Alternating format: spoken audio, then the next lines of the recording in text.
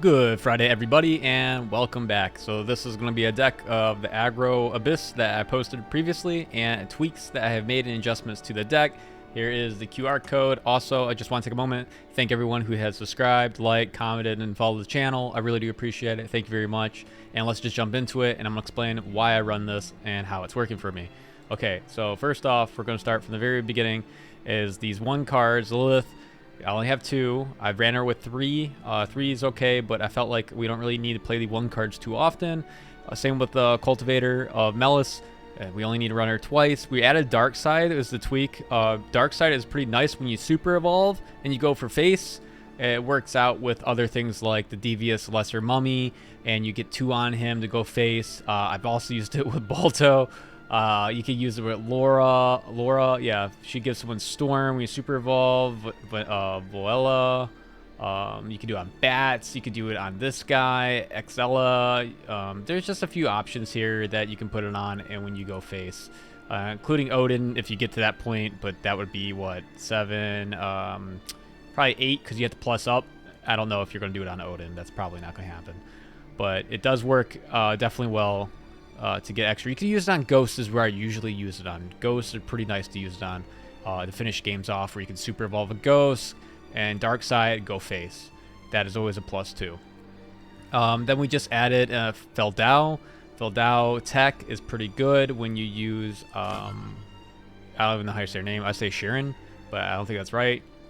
But yeah, when she brings him back, you can evolve him and still delete somebody. So you can use him as a body, or you can use him to evolve to get a ward out of the way and deal with whatever it is that's a situation.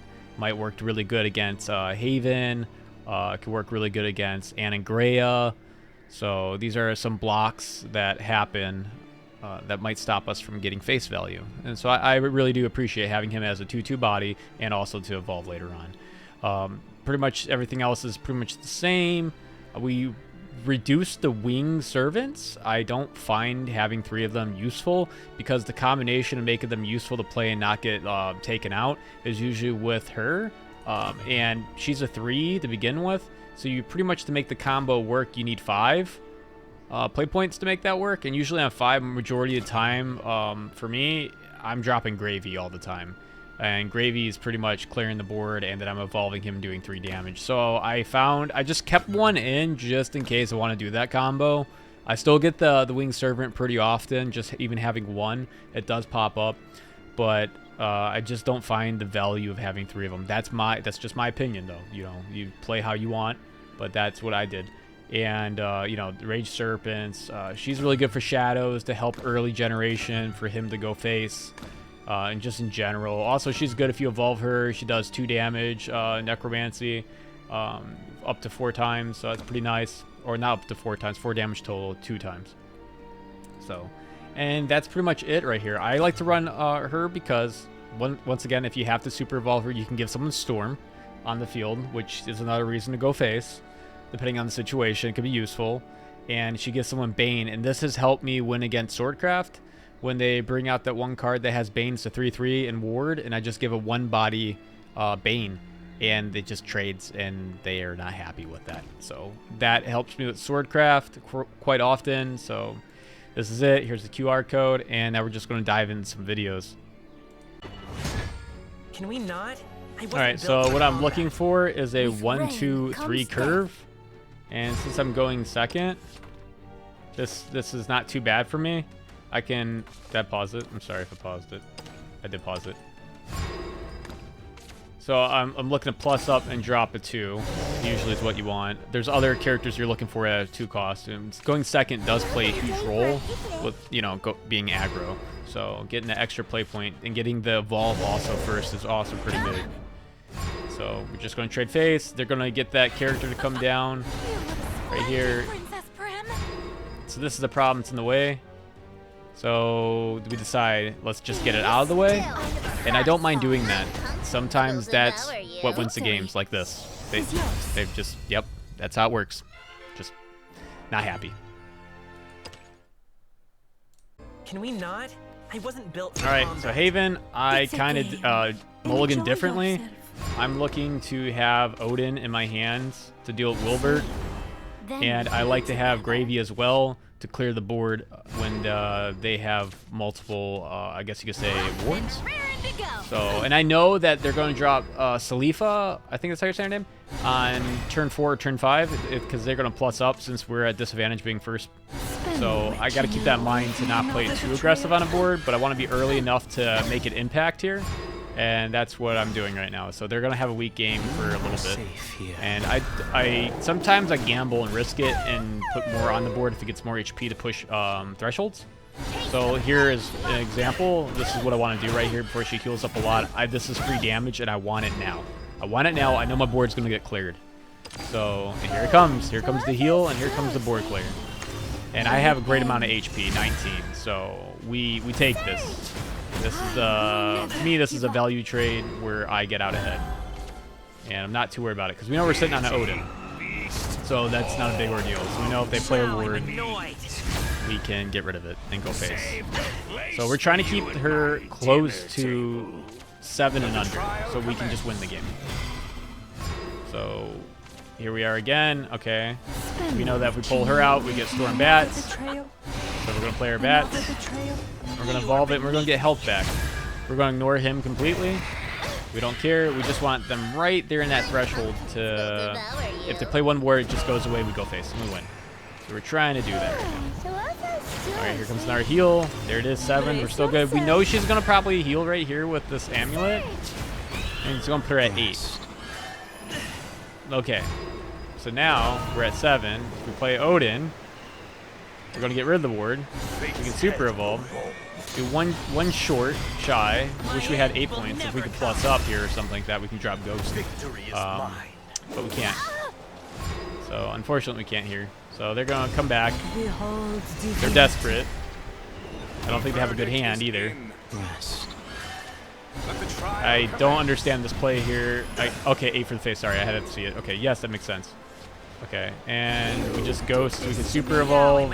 It's free. It's GG. And we could also dark side this as well, if you wanted to, if you needed more HP, right, to kill. So, what, 4, 5, 7, 6. Can we not?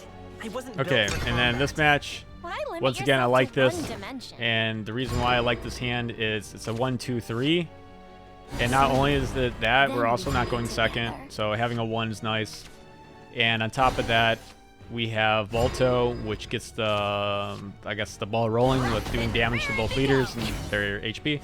So it gets us closer to lethal. So this is kind of annoying that she does that, but it's also nice that she got it out of the way for us. So we're going to set this down, get the clock ticking, hit her in the face. No biggie. Okay, she's going to draw homework, cycling cards. Looks like she's Rune. Spell boost. So it gives us a little time before she takes off. We know Anagrea is going to be coming out. I put Bane on her. I don't think she noticed that Bane's on here. That I did that. I don't think she noticed. Here we go. So she pluses up to deal with this. I already knew this was coming. And this was my plan. I wanted her to do that right there. Boop. Thank you. Alright, just completely delete her character. That's fine. So then we're going to draw her to get wards and get established. We evolve her to clear this. That's fine. We trade for 1 HP, and then, you know, it ticks again. Now we have a board that has quite a few. We have plenty on board. She's going to evolve. She's desperate. She knows her end is near. She trades here. I don't care about this card here. I'm looking at my hand here. This is going to be free damage. So there's 3.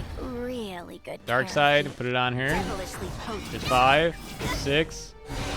There's a bat. And then we messed up here. We didn't have to pull bat. We could have did Rage of Serpent there and won. So I'm now panicking in my head going, I think I just threw the game. I miscalculated because I forgot about Balto. I thought he was done. I forgot. Luckily, we had a 1 left on the board. So we just super evolved this. We didn't even have to do that, but you could do this. Either way, Rage of Serpent. We could have did super evolve Rage of Serpent. We didn't have to plus it up. But we're able to recover it. I did fumble there, and that happens often. So just be mindful if you play Balto. That's 6, that countdown.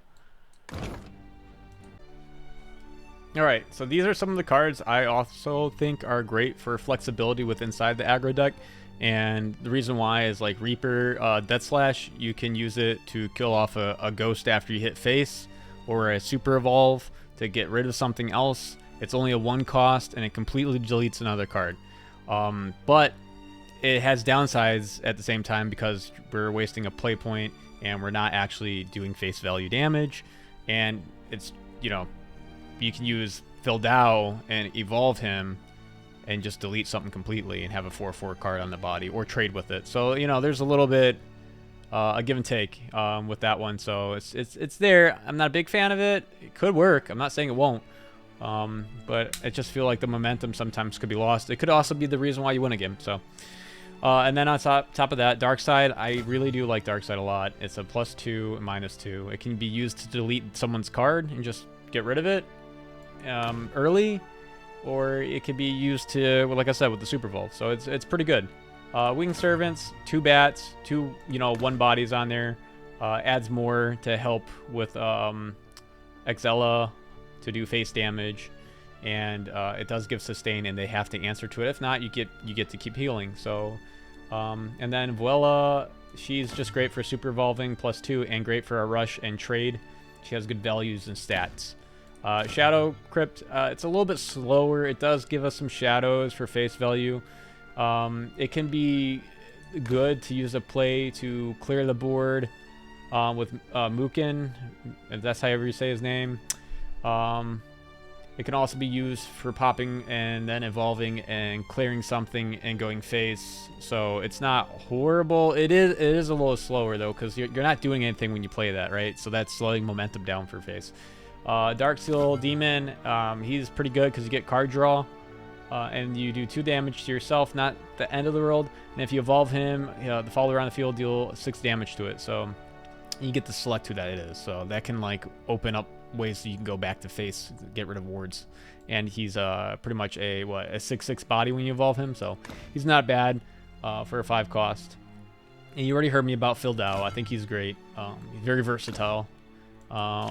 Orthurus, Hellhound. I might be saying that wrong. Hellhound Blader. I think she's good for early generation of shadows.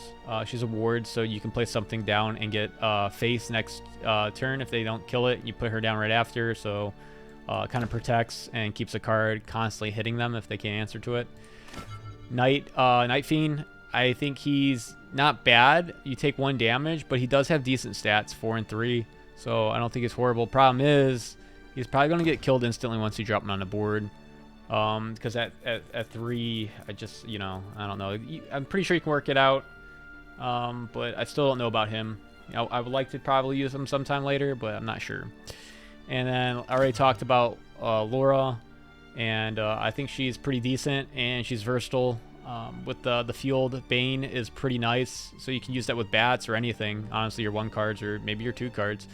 If you need to clear board instantly and keep going face, and you can give something Storm that can close out game. I don't think she's horrible. I think she's good though. And then you got Mukin. You're probably not going to get to the point of Necromancy 8 to use him at all. I don't see that, because if you're at that point, you probably lost the game. That's my opinion. Because you're not trying to make it to that. I mean, if you're at play point 7, the game's pretty much decided right there and then. And you're using pretty much Odin to close it out right there and then. You can go maybe 1 more round, but you get what I'm saying.